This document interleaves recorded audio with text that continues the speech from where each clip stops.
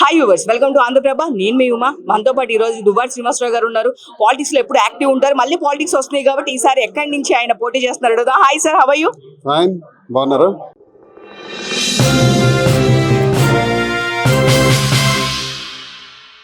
నేనైతే బాగున్నాను.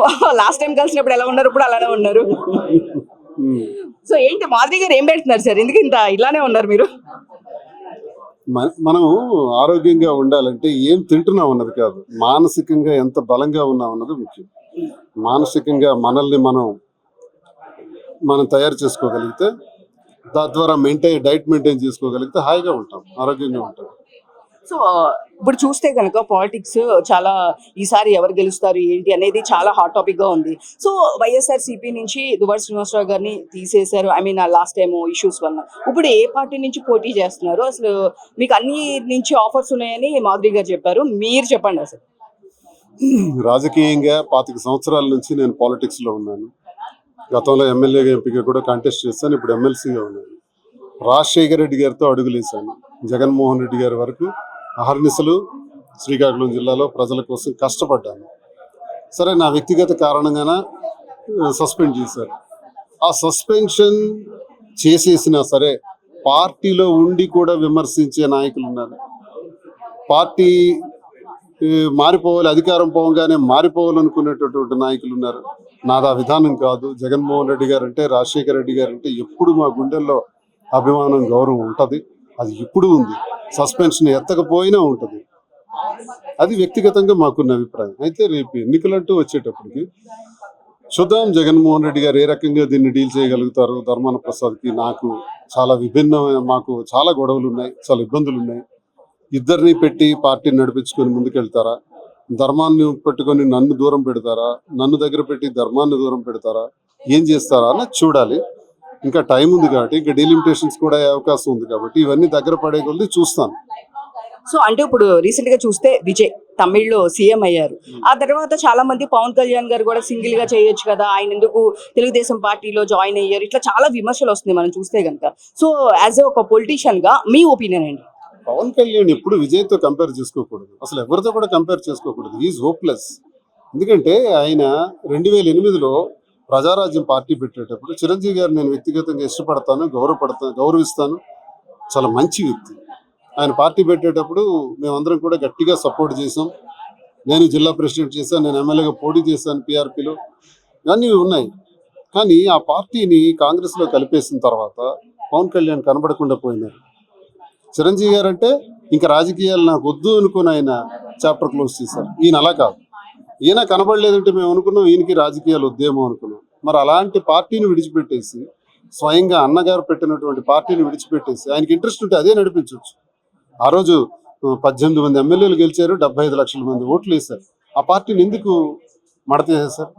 అదే అయిన తర్వాత మళ్ళీ జనసేన ఏంటి, మళ్ళీ 2014లో వచ్చి మరో అవతారం ఏంటి, ఆ అవతారంలో చంద్రబాబు నాయుడిని విమర్శించడం ఏంటి, బీజేపీని విమర్శించడం ఏంటి, మళ్ళీ కొద్ది రోజులకు మళ్ళీ బీజేపీ చెంతం చేరడం ఏంటి, మళ్ళీ చంద్రబాబు నాయుడు దేవుడని పొగట్టం ఏంటి?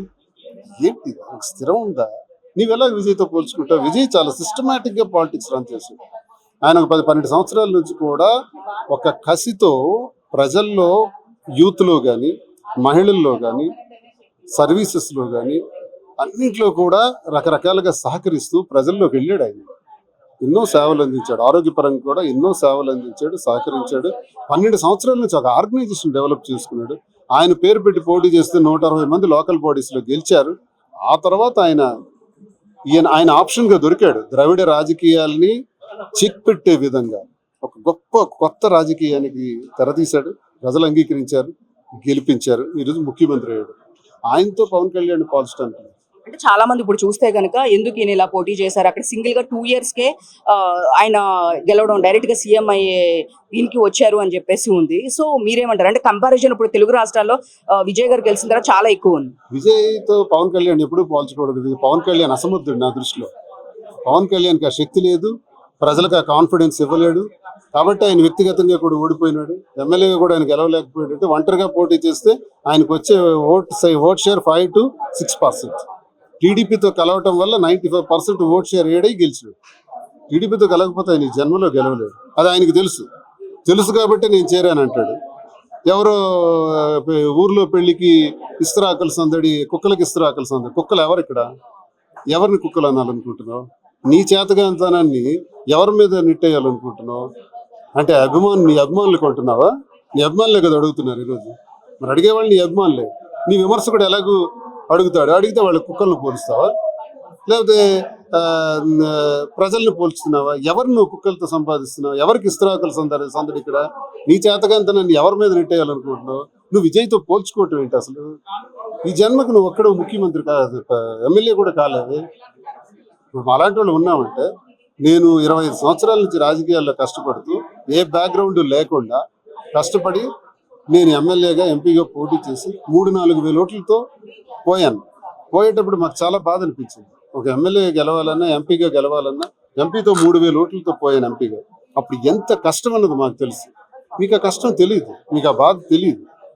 ఏదో టీడీపీతో చేయి కలిపేసి గెలిచేసినంత మాత్రాన అది మీ గెలుపు అనుకోవటం. 21 స్థానాల్లో నేను గెలిచేశాను, పెద్ద మ్యాండేట్ తెచ్చాను. ఏది 21 మందికి ఇండివిజువల్ మీ పార్టీ తరఫున జనసేన నుంచి పోటీ చేయమనండి.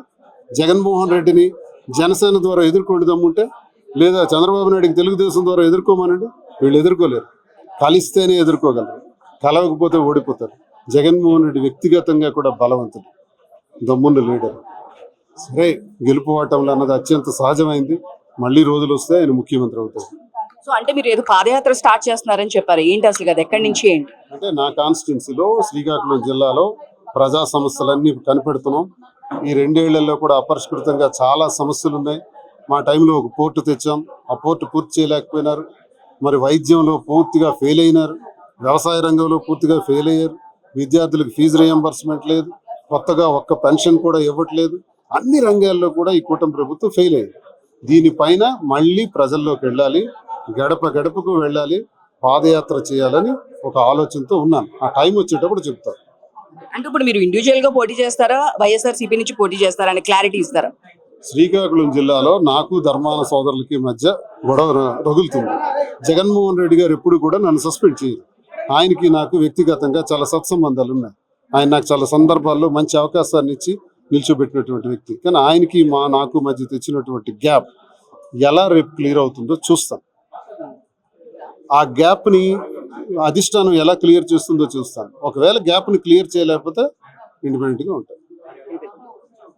సో అంటే ఇప్పుడు మీరు బిజినెస్ చేస్తున్నారు, పక్కన పాలిటిక్స్ ఇప్పుడు 2 years లో యాక్టివ్ అవ్వాల్సి వస్తుంది కదా, మరి ఇవన్నీ ఎలా మేనేజ్ చేయడం? కోఆర్డినేట్ చేస్తాను. ప్రతి వారం కాన్స్టిట్యున్సీకి వెళ్తాను. కాన్స్టిట్యున్సీలో ఒక వారం రోజులు ప్రతి ఊరు తిరుగుతా, అందరినీ కలుసుకుంటా, మళ్ళీ వచ్చి వ్యాపారం చూస్తా, అన్నింట్లో కూడా ఉంటా. సో అంటే సినిమా కూడా చేస్తున్నారని విన్నాం మీరు, మాధురి గారు. ఏం సినిమా, ఏంటి డీటెయిల్స్ చెప్తారా? మాధురి మన చీన్ టపాక్ డుమ్ అని ఒక చిత్రంలో నటించారు. నేను వాలంటీర్ అని ఒక సినిమాలో నటించాను. ఇప్పుడు ఏంటంటే కొత్తగా పలానా వారి అబ్బాయి అన్నటువంటి ఒక సినిమాలో ఒక ఎమ్మెల్యే క్యారెక్టర్ వేస్తాను. చూద్దాం. సో అంటే ఇప్పుడు చూసుకుంటే కనుక ఎట్ ప్రెసెంట్ తెలంగాణ పాలిటిక్స్ లో కూడా తనకి ఆఫర్స్ వస్తున్నాయని మాధురి గారు చెప్పారు, మీరేం చెప్తారు? నేను హైదరాబాద్ వచ్చింది కేవలం వ్యాపారం కోసం, రాజకీయాల కోసం కాదు. చూద్దాం టైం ఎలా ముందుకెళ్తుందో. అన్నిటికీ మనమే సమాధానం చెప్పకూడదు, కొన్నింటికి కాలమే సమాధానం చెప్తుంది, కొన్ని ప్రశ్నలకు సమాధానం టైమే చెప్తుంది. చూద్దాం. సో అంటే చూస్తే కనుక ఇప్పుడు రీసెంట్ గా మీ మీద మళ్ళీ సోషల్ మీడియాలో ఇప్పుడు తనుజ బర్త్డే చేశారని, లేదు అంటే తిరుపతి మన కనకదుర్గమ్మ గుడి దగ్గర కానీ, ఇట్లా తిరుపతి వెళ్ళినప్పుడు ఇట్లా ప్రతి చోట మీ మీద మళ్ళీ ఇష్యూస్ అనేది నెగిటివ్ వస్తూనే ఉన్నాయి. ఎవరైనా కావాలని చేస్తున్నారంటారు, ఏమంటారు? కావాలని ఇప్పుడు తిరుపతి చాలా మంది వెళ్తున్నారు, చాలా మంది పుట్టినరోజులు చేసుకుంటున్నారు. తనుజ ఆ రోజు మాతో రావటం జరిగింది, పుట్టినరోజు అని చెప్పడం జరిగింది. కిందన మెయిన్ గేట్ లో కేక్ ను వాళ్లే విడిచిపెట్టారు. అది ఎగ్లెస్ కేక్, అది కట్ చేసాం. అది మనం తెలిసి చేసింది కాదు, తెలియకే జరిగింది. ఆ తర్వాత అమ్మవారి గుడిలో ఏం జరిగింది? అమ్మవారి గుడిలో 17 లక్షల రూపాయల హారం అమ్మవారికి నా స్నేహితుల ద్వారా ఇవ్వటం జరిగింది. అందులో తప్పే ఉంది, అది నేరమేనా?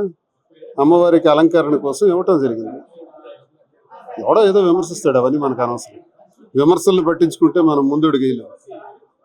అంటే చాలా మంది మీరు పాలిటిక్స్ గా వెనుకబడడానికి కారణము మీ పర్సనల్ లైఫ్ అని చెప్పి ఇప్పటికీ చాలా మంది మాట్లాడుతుంటారు. పాజిటివ్ ఎంత ఉందో నెగిటివ్ కూడా అంతే ఉంటుంది. సో మీరేమో ఎప్పుడు నేను అందరినీ సమానంగా చూసుకుంటూ వెళ్తూనే ఉంటారు. మీరు ఈ నెగిటివిటీని ఎట్లా ఫేస్ చేస్తారు? నేనేమి వెనుకబడలేదండి. పాలిటిక్స్ లో నేను పీక్స్ లో ఉన్నాను. ఎన్నికలు వస్తే చూపెడతారు. అపోజిషన్ లో ఉండి ఈరోజు పార్టీ సస్పెండ్ చేసిన వ్యక్తిగతంగా నా రోల్ నేను చేస్తున్నాను, నా పని నేను చేయగలుగుతున్నాను. ప్రతి గ్రామాలకు వెళ్తున్నాను, ప్రభుత్వ సమస్యల్ని ఎలుగెత్తి మాట్లాడుతున్నాను, ఎక్కడికక్కడే నేను పర్యటనలు చేస్తున్నాను.